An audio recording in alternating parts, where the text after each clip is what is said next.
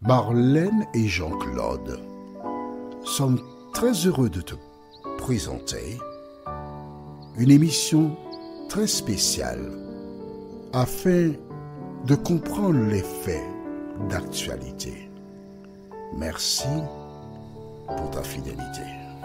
C'est toujours avec joie que je t'accueille.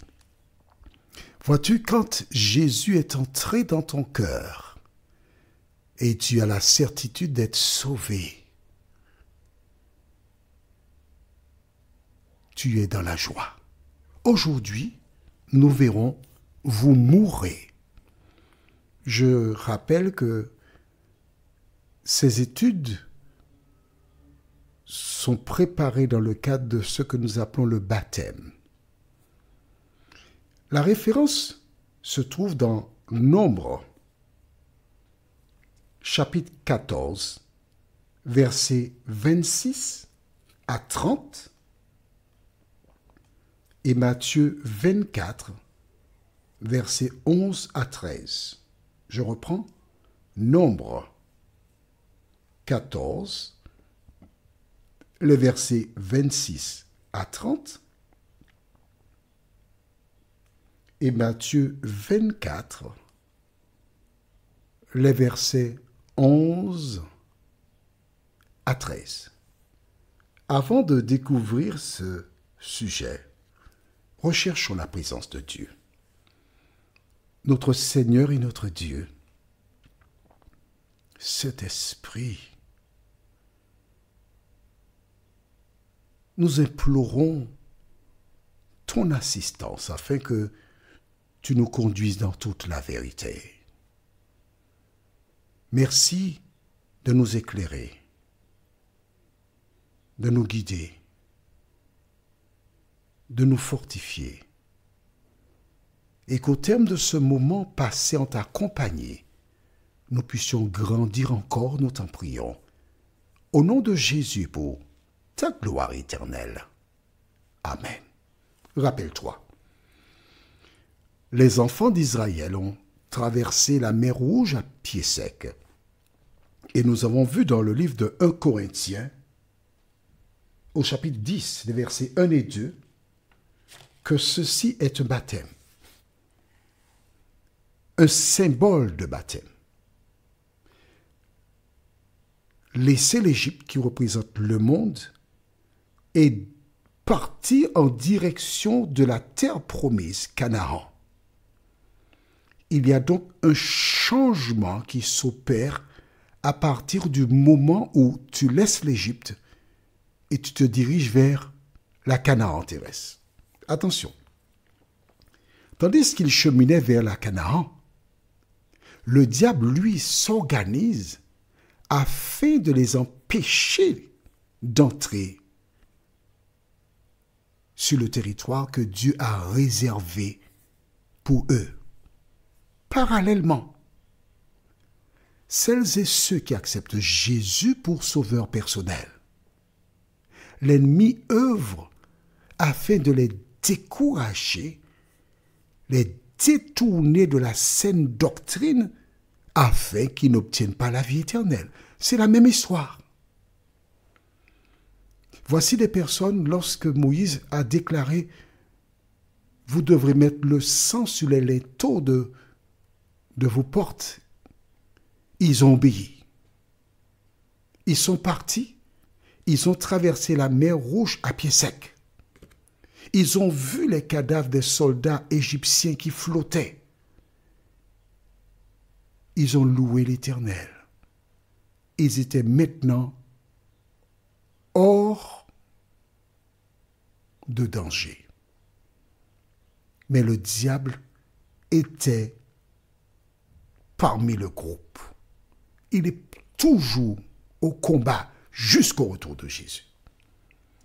Alors, ils approchent de la terre promise et alors Moïse demande que chaque tribu, il y a donc 12 tribus, délègue un prince, donc c'est un représentant, pas n'importe qui, pour aller visiter la fameuse terre que Dieu a préparée. Ils s'en vont. Ils reviennent avec des fruits du pays en question. Et mon ami Roro, il aime cette partie-là. 2 hommes transportaient une seule grappe de raisin. Tu as entendu? Une grappe de raisin. Impressionnant. Et quand ils arrivèrent là, les gens étaient émerveillés. Ils disaient que du bien. Sauf que certains d'entre eux, la majorité, une dizaine, ils ont dit oui, c'est vrai, mais le pays, il y a des géants. Et quand on les regardait, nous étions comme des sauterelles. Nous ne pourrons pas prendre ce pays. C'est au-delà de nos forces.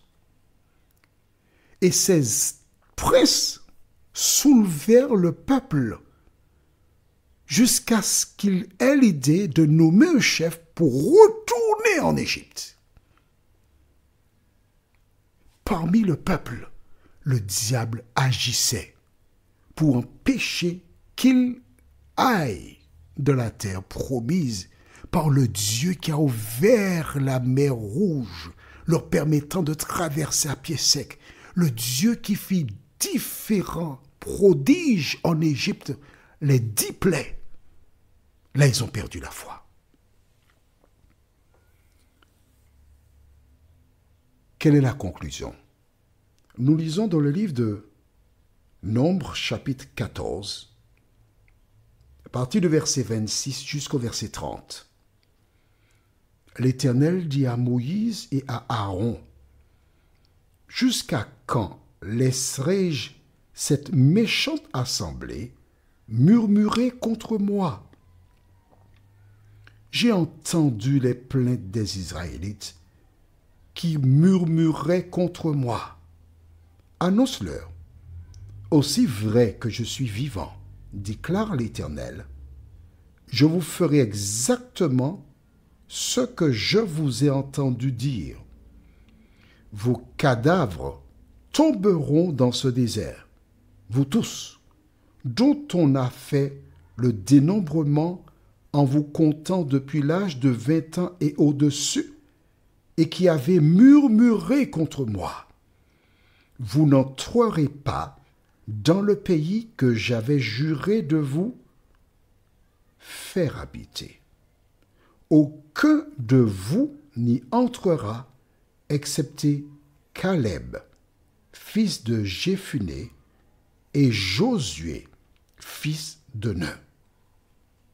Affaire classée. Que devons-nous retenir de cela? C'est simple. Ces personnes qui ont laissé l'Égypte en marche vers la terre promise ont été tentées par le diable, ont perdu la foi en chemin et elles ne sont pas entrées dans la terre promise. Pour nous aujourd'hui, nous qui avançons vers le projet que Dieu a préparé pour celles et ceux qui l'aiment, nous faisons la même expérience. Si nous doutons, si nous ne mettons pas en pratique ce que Dieu nous dit, que se passera-t-il? Eh bien, nous n'entrerons pas dans la terre promise. Du reste, Jésus l'explique dans le livre de Matthieu, chapitre 24. Matthieu, chapitre 24. Et nous lisons les versets 11 jusqu'au verset 13. Beaucoup de prétendus prophètes surgiront et ils tromperont beaucoup de gens. Tu as entendu cela? Jésus déclare dans la fin des temps, il y aura beaucoup de faux prophètes. Ils feront quoi? Ils tromperont beaucoup de gens. Quand tu vas sur YouTube, tu as toute espèce d'exposés, différents thèmes. Et des gens sont trompés. Pourquoi? Parce que ces personnes-là ne font pas comme toi. Toi, tu as ta Bible. Tu as ton cahier de 300 pages. Tu prends des notes. Tu reviens dessus. Mais ces personnes se contentent d'écouter ce que des 10 heures de bonne aventure déclarent, et ces personnes sont trompées. Jésus continue en disant, au verset 12, « À cause de la progression du mal, l'amour du plus grand nombre se refroidira. » En clair, des personnes perdront la foi. Ils se sont laissés tromper par le diable. Mais le verset le plus important, c'est le 13. « Mais celui qui persévérera jusqu'à la fin sera sauvé. » Au niveau des enfants d'Israël, ces personnes qui étaient parties pour la terre promise, qui marchaient vers la terre promise, ils se sont laissés tromper par le diable. Ils ont douté. Ils sont morts sans entrer dans cette terre préparée par l'Éternel.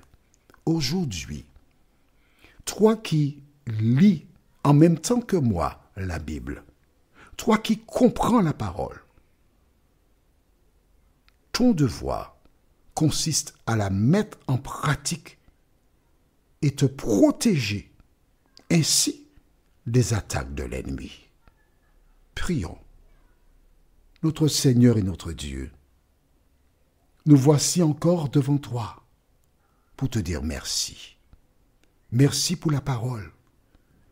Car tu nous montres que bien que ces personnes soient passées à travers la mer Rouge, symbole du baptême, ils n'ont pas persévéré. Ils sont morts dans le désert. Tandis que nous aussi, nous cheminons vers la terre promise. De nous aider à persévérer jusqu'à la fin, nous t'en prions. Au nom de Jésus pour ta gloire éternelle. Amen. Que l'Éternel continue de te bénir. Et il me tarde de te retrouver. Nous sommes parvenus au terme de notre réflexion. Si d'aventure tu as une question, il te suffit d'envoyer un message par le biais de WhatsApp au numéro suivant, plus 596 696 88 93 93. Et alors Jean-Claude, moi, je me ferai un réel plaisir de répondre à ta question.